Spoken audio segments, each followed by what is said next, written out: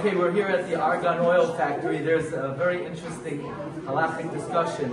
Shemen Akum, the oil of Akum, is in Mutter or Assur. So it's one of the 18 things that they were geyser, that Shammai and Hillel were geyser in the attic of Hananiah ben Chizkiah. There's machlokes Rav and Shmuel regarding why they made the Assur. Is it because they wanted to avoid interaction, the Akum, or is it because we're afraid that they store it in their kalim, and the blius of their kalim after a while will go into the oil?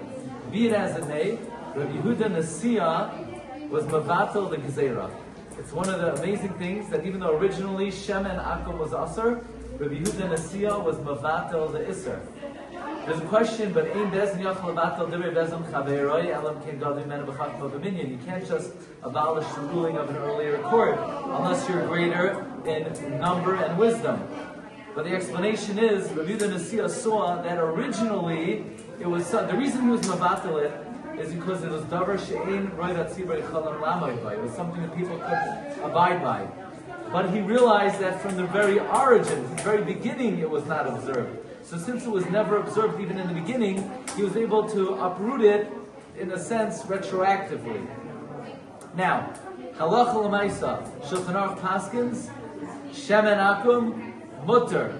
The Rambam writes, it's Assur to be machmer on Shemen Akum.